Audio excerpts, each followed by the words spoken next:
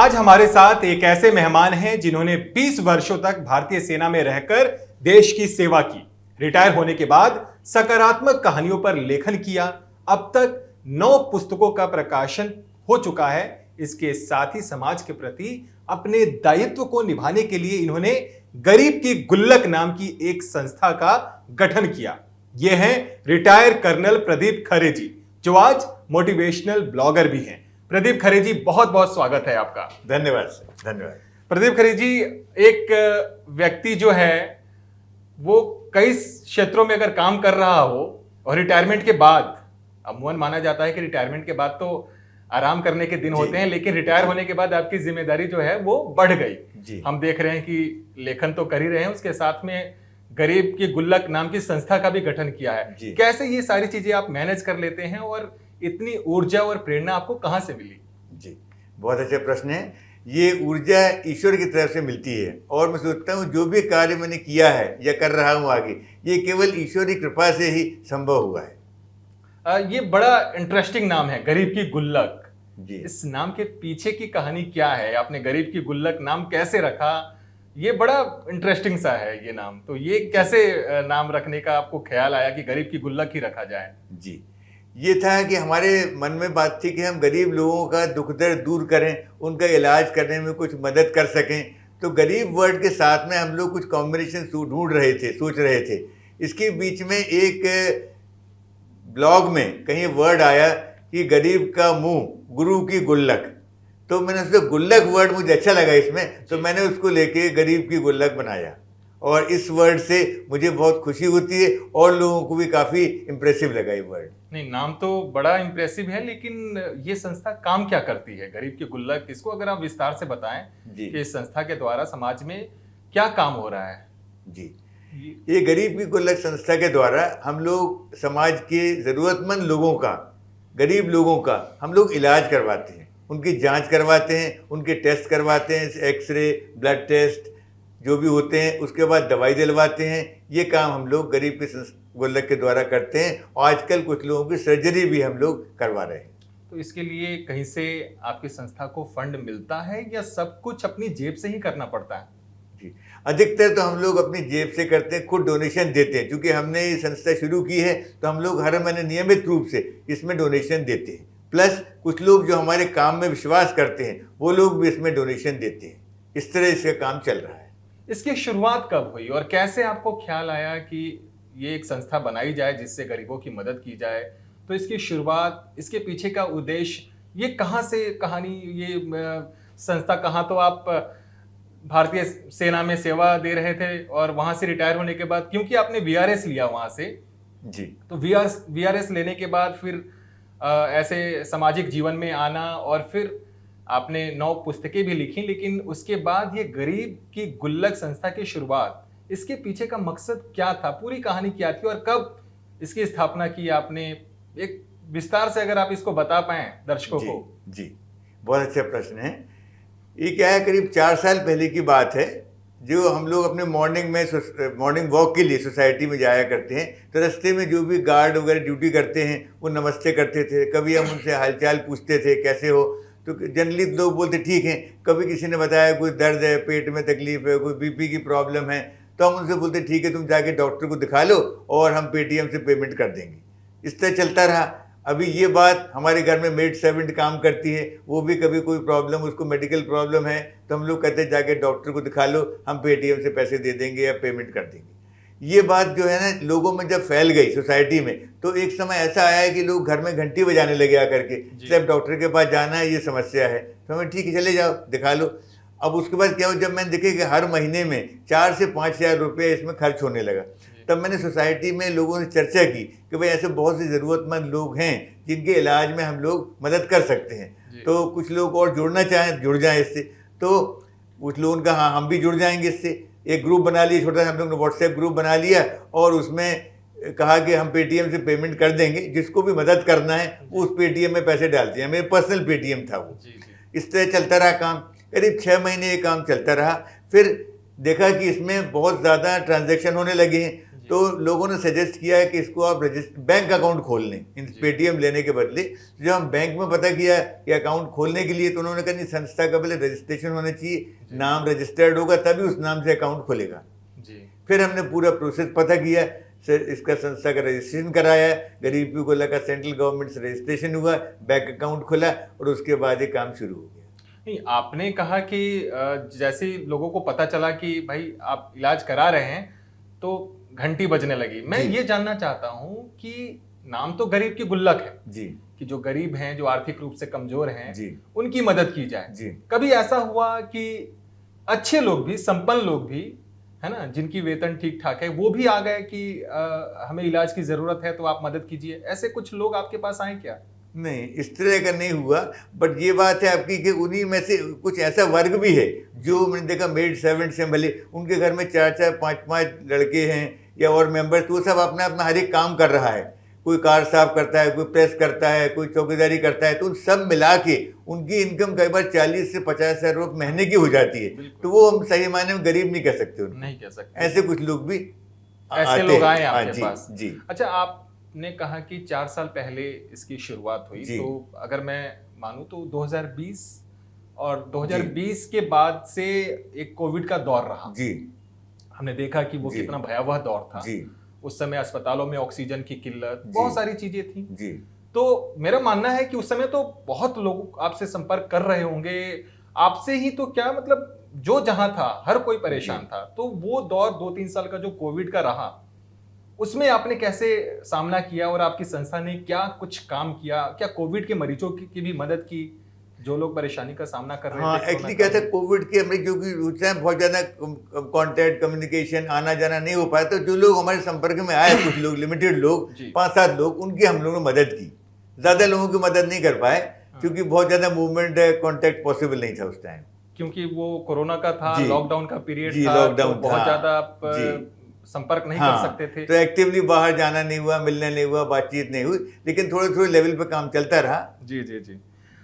एक चीज है कि अब आपकी संस्था जो है सर्जरी भी कराती है गरीब लोगों की, तो एक मन में जो लोग भी ये वीडियो भी देख रहे हो, उनके अंदर भी एक जिज्ञासा हो सकता है कि कोई बीमार हो तो वो अगर चाहे कि आपकी संस्था से उसको लाभ मिले, तो ये लाभ वो कैसे उठा सकता है?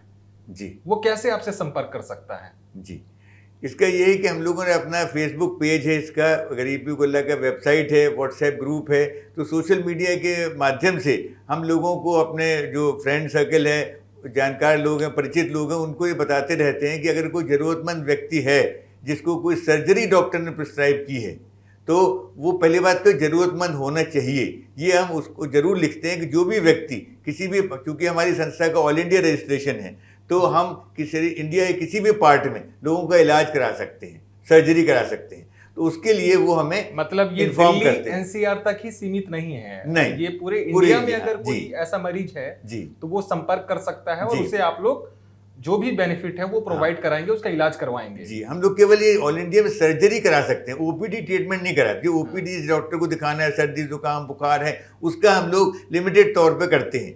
सर्जरी वाला चूंकि हमें अलग से CSR ग्रांट मिली हुई है इसके लिए, तो उस ग्रांट के द्वारा हम लोग ऑपरेशंस खासतौर से पूरे ऑल इंडिया में किसी भी हॉस्पिटल में करा सकते हैं। जी, तो ये कई बार क्या होता है कि आप जब नेक काम कर रहे हैं जी, और सर्जरी कराने के लिए जब आप मरीजों को अस्पताल लेकर जाते हैं, किसी निजी अस्पताल में जी, तो वहाँ डॉक्टर या अस्पताल की तरफ से, क्योंकि उनको भी मालूम तो चल जाता होगा कि ये एक संस्था के द्वारा इनका ट्रीटमेंट कराया जा रहा है, तो क्या अस्पताल या डॉक्टर की तरफ से कोई डिस्काउंट, कोई कंसेशन वगैरह भी दी जाती है कि ठीक है आप मरीजों की जो करा रहे हैं तो हम भी इसमें कुछ इस नेक काम में जुड़ना चाहते हैं, डॉक्टर की तरफ से या अस्पताल की ओर से ऐसा कोई इनिशिएटिव लिया जाता है? जी, जरूर होता है। हम लोग एक्चुअली जब कोई भी पेशेंट की सर्जरी कराते हैं तो हॉस्पिटल में पहले मैं उनसे पूरा बताता हूँ बैकग्राउंड कि हम लोग गरीब गुल्लक से हैं और किस तरह हमारी संस्था चल रही है, कैसे काम कर रही है, कैसे फंड आ रहा है। तो डॉक्टर से रिक्वेस्ट करते हैं कि जो भी मैक्सिमम डिस्काउंट दे सकें वो, तो काफ़ी जगह हमें डिस्काउंट मिलता है और ऑलमोस्ट 50% डिस्काउंट मिल जाता है। डॉक्टर्स कई बार ये भी बोलते हैं, बहुत अच्छे अच्छे डॉक्टर्स मिले जो कहते हैं हम कोई प्रॉफिट नहीं लेंगे इसमें, जो भी हमारा OT खर्चा होगा, सर्जन का खर्चा होगा और दवाइयों का वो दे दीजिए, बाकी 40,000 का ऑपरेशन होगा तो 20,000 लेते हैं हमसे। मतलब ऐसा भी होता इतना डिस्काउंट मिल जाता है? काफ़ी डिस्काउंट में, तो ऑलमोस्ट 50%। क्या कभी ऐसा भी हुआ कि उन्होंने कहा कि हम बिल्कुल निःशुल्क में ही कर देंगे? निःशुल्क वाला अभी तक नहीं हुआ, कोई नहीं ऐसा हुआ। नहीं हुआ है। अच्छा, कुछ डॉक्टर तो ऐसे भी हैं जो बिल्कुल मना कर देते हैं कि हम कोई भी डिस्काउंट नहीं देंगे। कई हॉस्पिटल ऐसे भी, हमने बीच में बात हुई उनसे, तो हम वहाँ पर नहीं कराते, दूसरे हॉस्पिटल ढूंढ लेते हैं। अब तक कितने मरीजों की सर्जरी आप लोग करा चुके हैं? अब तक हम लोग करीब 30 मरीजों की सर्जरी करा चुके हैं। कई बार क्या होता है कि आप रिटायरमेंट के बाद पिछले 4 सालों से आपने शुरुआत की है, जी। वो बहुत ही नेक काम है, जी सर। लेकिन जब आप ये काम कर रहे होते हैं तो आपके पीछे भी एक चैन बनने लग जाती है कि लोग जुड़ने लग जाते हैं आपके साथ। जैसे जी। अभी आपने जिक्र किया कि डॉक्टर, कई ऐसे डॉक्टर या अस्पताल हैं जिन्होंने डिस्काउंट दिया, 50% तक डिस्काउंट दिया या फिर उससे भी अधिक दिया। जी। तो इस नेक काम में आपके साथ क्या कुछ और लोग जुड़े हैं? और आपका जो ये परिवार है गरीब की गुल्लक, ये इसमें कितने सदस्य हैं, कितने लोग कार्य कर रहे हैं आपके साथ, या फिर आप अकेले ही अभी तक आपने ये पूरा बीड़ा उठाया है कि इलाज कराना है, सर्जरी करानी है, चाहे कोई हो साथ या ना हो, मैं अकेला ही समाज सेवा करता जाऊंगा? क्या है ये कुछ? ये हमारे पास इसमें करीब ज़्यादा नहीं है, लेकिन 30-35 लोग हैं जुड़े हुए जी। हैं, जो अलग अलग तरह से, कोई सोशल मीडिया में हेल्प करता है, कोई फंड रेजिंग में हेल्प करते हैं, कुछ लोग जैसे डॉक्टर से बात करने में हेल्प करते हैं, जी। कुछ लोग जैसे मरीज को आइडेंटिफाई करने में कि वाकई ये गरीब परिवार से है, जी। ये सब चीज़ें अलग अलग करते हैं। लेकिन अधिकतर ज़्यादा से ज़्यादा काम मुझे ही करना पड़ता है, क्योंकि इसमें बहुत सारा काम इसका डॉक्यूमेंटेशन का होता है, मेंटेन करना, पूरे मरीजों के रिकॉर्ड मेंटेन करना होते हैं, उनको रिसीट्स इशू करनी होती है, डोनेशन देते हैं। जी जी तो जी। वो सब काम मोस्टली मुझे ही करना पड़ता है। खरे जी, क्योंकि वर्तमान में मैं देखूं तो भाग दौड़ की जिंदगी है और बिना लाभ के तो कोई कुछ कर नहीं रहा है ना? जी, जी। हर कोई एक रेस में है, कमाने की रेस, किसी ना किसी तरीके से बेनिफिट मिले, कहां से लाभ मिले, उस दौड़ में पूरी दुनिया लगी हुई है। आप ये काम कर रहे हैं, लोग सवाल भी पूछते होंगे और मेरा भी ये सवाल है, मैं जानना चाहता हूं कि ये सब करने से आपको क्या फायदा मिल रहा है? ये बहुत अच्छा प्रश्न है। मेरी इसमें बहुत कमाई है और हम लोग इसमें दुआएं कमाते हैं। दुआएं कमा रहे हैं आप लोग? कि सबसे बड़ी चीज़ है, जब दुनिया से इंसान जाता है तो उसका घर बार, रुपया, पैसा, गाड़ी सब रह जाते हैं, केवल दुआएं साथ जाती हैं, और दुआएं ही हम लोग इसके द्वारा कमा रहे हैं। सबसे बड़ी खुशी की बात ये है। तो ये दुआ जो है, ये कमाना, ये बहुत बड़ी कमाई है, क्योंकि खाली हाथ ही इंसान आया जी। है, खाली हाथ ही जाना है। जी। बस वो आपकी यादें क्या रह जाती हैं और लोगों के बीच जी। में आप क्या छाप छोड़ जाते हैं, ये बड़ा जरूरी होता है। आप 20 साल तक भारतीय सेना में रहे, जी। 20 सालों तक आपने सर्विस दी, आपने वीआरएस लिया। वीआरएस लेने का कहां से आपको विचार आया कि वीआरएस ले लेते हैं, समाज में लौटते हैं? क्या था पूरी कहानी? एक्चुअली सेना में क्या होता है कि जो यूनिफॉर्म पहन के जब हम लोग जॉब करते हैं, मेरा आर्मी में कमीशन हुआ था 1979 में जी एज ए सेकेंड लेफ्टिनेंट। जी। तो उसके बाद हम लोगों को Pakistan border, China border, training establishment, मेरा आर्मी एजुकेशन कोर था। तो बेसिकली हम लोगों का काम होता है ऑफिसर्स ट्रेनिंग कराना, जैसे नेशनल डिफेंस एकेडमी है, इंडियन मिलिट्री एकेडमी है, सैनिक स्कूल है, एईसी ट्रेनिंग कॉलेज है। तो मोस्टली हम लोग ट्रेनिंग से रिलेटेड काम, ड्यूटीज़ करते हैं। लेकिन साथ में जब एक बार यूनिफॉर्म पहनते हैं तो हमें सब तरह की ड्यूटी करनी पड़ती है। बॉर्डर पे भी जाना पड़ता है, फ्रंट पे भी जाना पड़ता है, वो सब चीज़ें हैं। तो इसमें फैमिली लाइफ डिस्टर्ब हो जाती है, यानी कि बच्चों की एजुकेशन जैसे कि हर 2.5 से 3 साल में ट्रांसफ़र हो जाएगा। अब बच्चा किसी भी क्लास में, उनका स्कूल चेंज हो जाता है, जगह चेंज हो जाती है। तो वो सब चीज़ें देखते हुए हम लोगों ने डिसाइड किया था, मैंने और मेरी वाइफ ने, कि हम लोग 20 साल जो मैंडेटरी सर्विस होती है ऑफिसर्स के लिए, वो कंप्लीट करके फिर वीआरएस ले लेंगे। तो ये बेसिकली बच्चों की पढ़ाई से जी, था कि जी। बच्चे पढ़ें। तो अभी आपके परिवार में कौन कौन है और बच्चे क्या कर रहे हैं? जी, मेरे एक्चुअली 3 बच्चे हैं। एक तो बेटी है जिसकी शादी हो गई, वो मुंबई में है, उसने एमए इंग्लिश किया है, एजुकेशन बीएड भी किया है, she was a teacher in school. जी। और मेरे 2 ट्विन्स बच्चे हैं। तो एक बेटा उसमें रिजर्व बैंक ऑफ इंडिया में था, अभी वो चला गया है फिलीपींस, एशियन डेवलपमेंट बैंक। जी। और दूसरा बेटा हमारे साथ है, he is deputy director income tax department.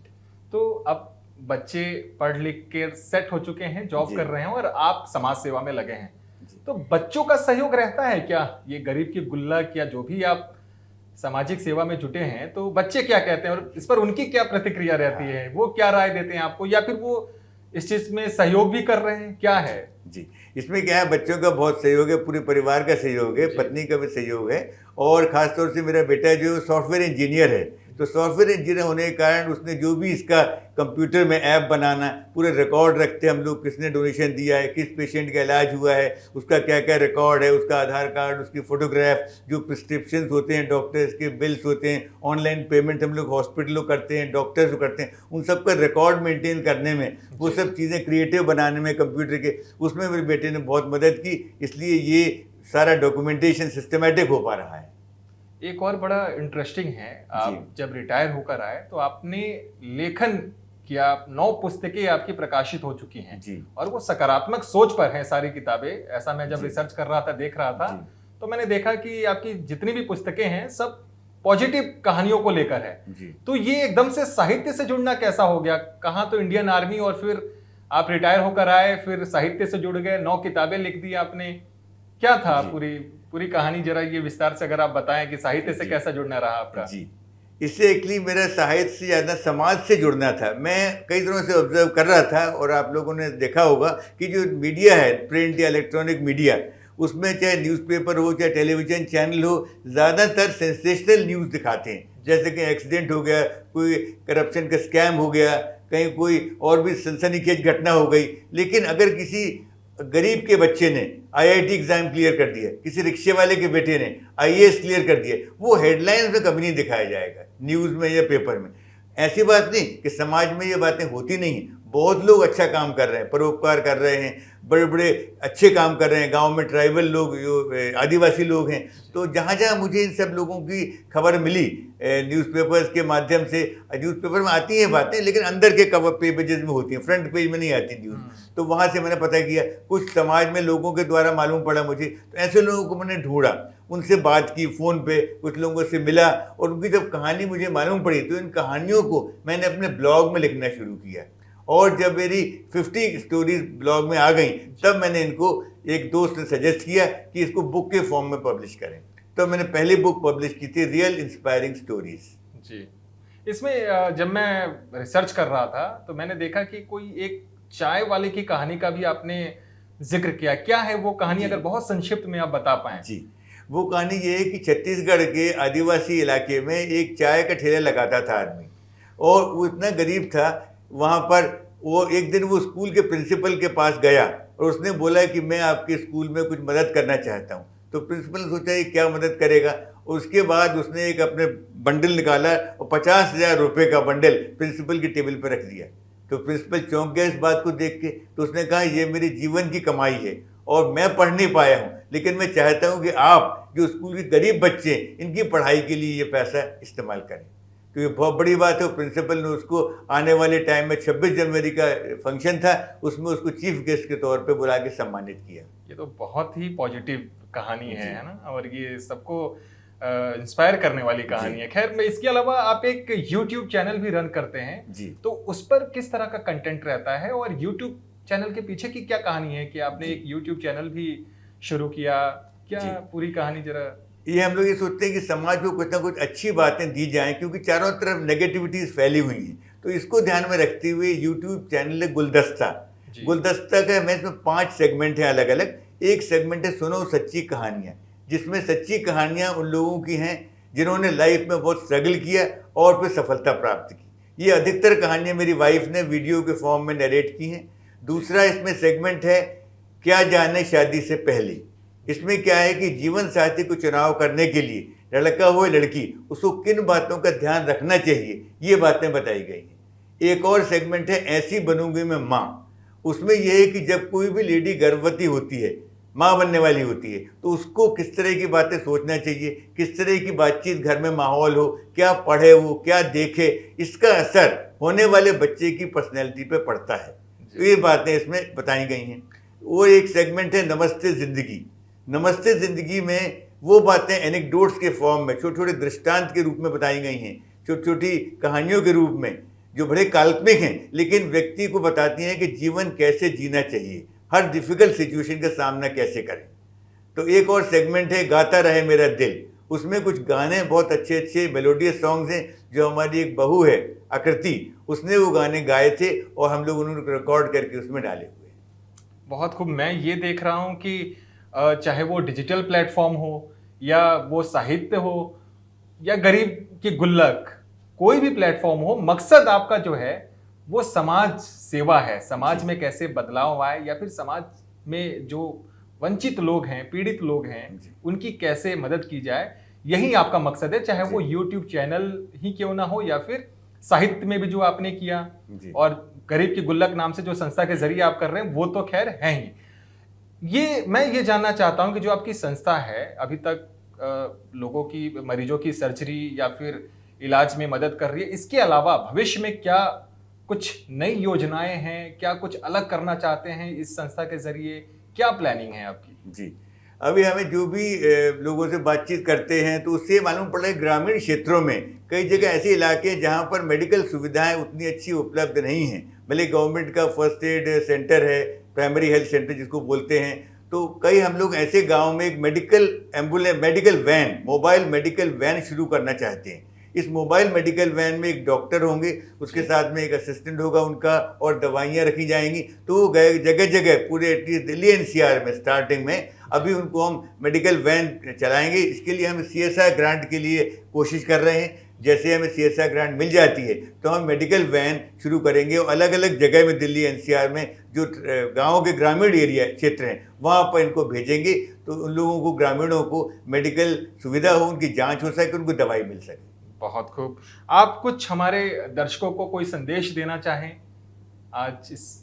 जी, देखिए आजकल समाज में क्या है, हर व्यक्ति अपने लिए, अपने परिवार के लिए सोचता है, हर चीज़ करता है, लेकिन मेरा आप लोगों से यही निवेदन है कि उससे बाहर निकल के थोड़ा समाज के लिए सोचें, खासतौर कमज़ोर वर्ग के लिए सोचें, उसके लिए सोचें जो अपनी ज़रूरतें पूरी करने में मुश्किल हो रही है, उनकी हम मदद करें। हम संवेदनशील हों, उनके प्रति कुछ सोचें कि जो हम कमाई कर रहे हैं उसका कुछ हिस्सा अगर हम किसी अच्छे नेक काम में लगाएं, किसी का दुख दर्द दूर करने में लगाएं, भले वो किसी भी रूप में हो, वो बहुत अच्छा होगा। उससे हम लोगों की दुआएं कमा सकते हैं।